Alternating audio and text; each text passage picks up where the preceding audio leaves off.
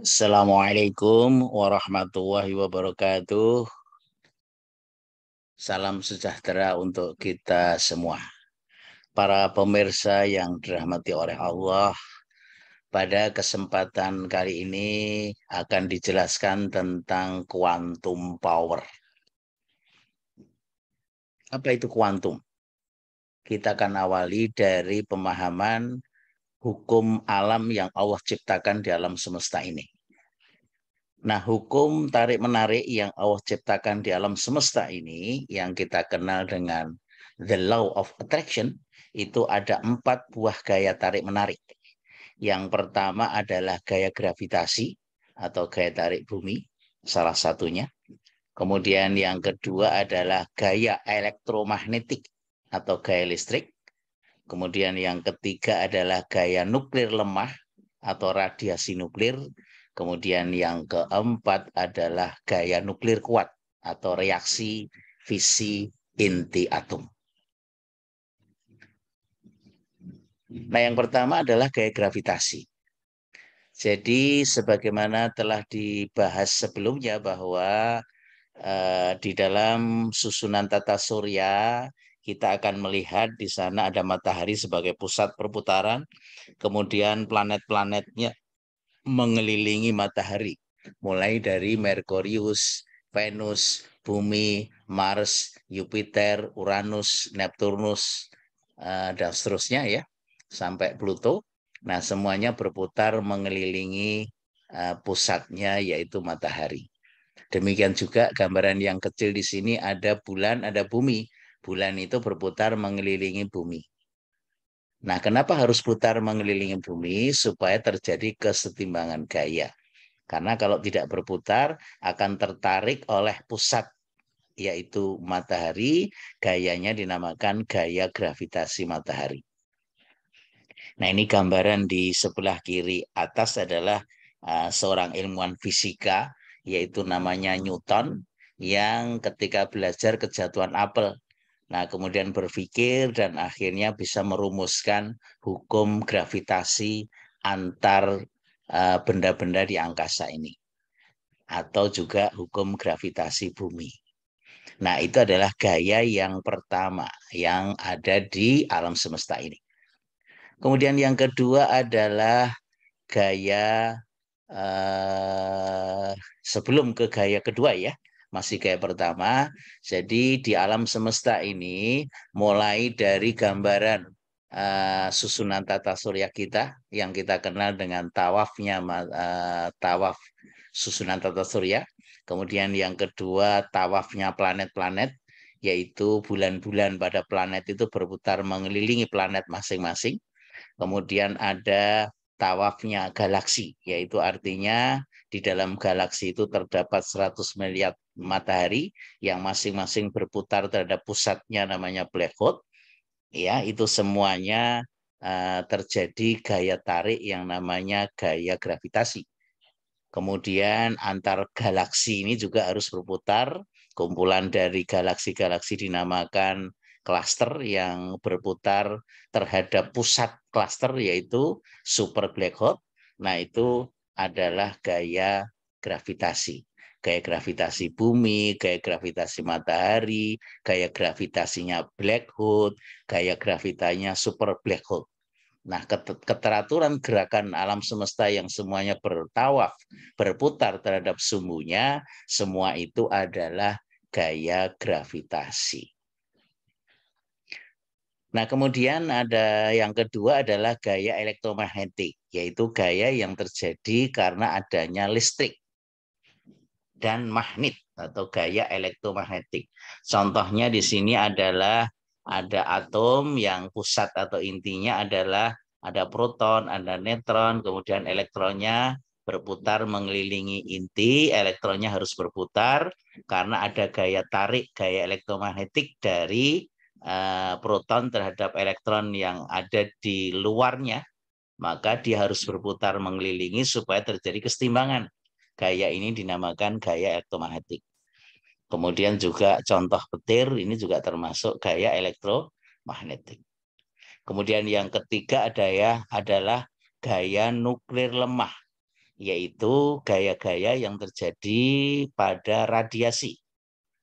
Yaitu kalau atom yang tidak stabil maka dia akan memancarkan radiasi, yaitu radiasi sinar alfa atau partikel alfa, kemudian ada radiasi sinar beta atau partikel beta, kemudian ada radiasi sinar gamma.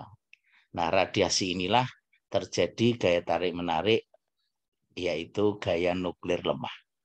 Nah, sedangkan gaya nuklir kuat ini adalah gaya tarik-menarik yang paling besar di alam semesta ini, yaitu pada reaksi fisi atau pemecahan inti. Nah, contohnya adalah matahari kita sudah 5 miliar tahun sampai sekarang masih memancarkan sinarnya terus-menerus tidak pernah berhenti, itu karena terjadi reaksi fisi pada matahari. Nah, sehingga energi dari reaksi fisi tadi itu akan terpancar energi yang luar biasa besar yang sampai ke bumi kita, yaitu bersinar dari pagi sampai sore ke permukaan bumi kita. Nah, itu adalah gaya nuklir kuat. Nah, semakin kecil ukuran partikel atau bendanya, ternyata para pemirsa, maka gaya tarik-menariknya itu semakin besar. Sebagai contoh misalnya, kalau kita eh, melempar sebuah batu kepada seseorang begitu ya. Nah, maka ketika orang ini kena lemparan batu, maka yang sakit adalah bagian yang kena lemparan batu itu saja. Karena bendanya atau ukuran bendanya itu relatif besar ya, yaitu dengan ukuran batu tadi. Nah, kemudian kalau yang kita lempar itu adalah apa ini? Bom Molotov misalnya, kita masukkan botol ini dengan minyak dan sumbu, kemudian dilemparkan ke suatu tempat, nah maka akan terjadi kebakaran. Nah, ini eh, kebakaran itu gayanya adalah dalam tingkat molekul. Nah, kemudian ini yang ketiga adalah bom ya. Nah, itu gayanya lebih besar lagi ya. Nah, itu juga masih tingkat molekul. Contohnya adalah apa? Bom Molotov tadi, kemudian bom-bom yang dipakai untuk meledakkan di pertambangan misalnya. Nah, itu seperti ini ya. Nah, kemudian kalau bomnya itu bom nuklir, maka reaksi yang terjadi, reaksi fisinya itu menghasilkan energi yang sangat besar, jauh lebih besar dibandingkan dengan energi-energi tadi. Jadi kalau ukurannya jauh lebih kecil ini dalam atomik, maka hasil energinya itu jauh lebih besar karena energi gaya tarik menariknya adalah gaya tarik menarik tingkat atomik. Nah, ini contoh gambaran dari bom nuklir yang dijatuhkan pada saat Perang Dunia Kedua ya, di Hiroshima dan Nagasaki di negara Jepang. Ini bomnya modelnya seperti ini. Jadi begitu dijatuhkan maka seluruh kota itu luluh lantak karena adanya bom atom atau bom nuklir. Nah, ini adalah gambaran dari kekuatan bom nuklir gitu ya. Nah, jadi pada saat terjadi Perang Dunia Kedua di Hiroshima dan Nagasaki yang digambarkan sebelumnya tadi, itu kekuatannya adalah 15 kiloton. Kira-kira ketika meledak di sebuah kota itu cawan daunnya seperti ini. Nah, padahal sekarang ini ya dengan teknologi modern itu orang sudah menciptakan bom nuklir yang kekuatan daya ledaknya itu jauh lebih gede. Ya, ada yang sampai 15.000 kiloton. Nah, ini seperti ini. Jadi bisa dibayangkan kalau terjadi perang nuklir di dunia ini, kalau dulu dalam Perang Dunia Kedua itu ya kekuatannya 15 kiloton, ini lebih besar lagi 350 kiloton, ini 1.000 kiloton, nah sekarang ini bisa sampai 15.000 kiloton. Maka yang hancur berantakan tidak hanya kota, tetapi bisa jadi satu negara itu dengan satu bom nuklir itu sudah akan hancur habis gitu ya. Nah, itu gambaran kekuatan energi nuklir. Nah, jadi dari sini kalau kita lihat para pemirsa sekalian, benda itu kalau dibagi-bagi menjadi bagian yang lebih kecil namanya molekul. Molekul-molekul ini kalau dibagi-bagi menjadi bagian yang lebih kecil lagi, namanya atom.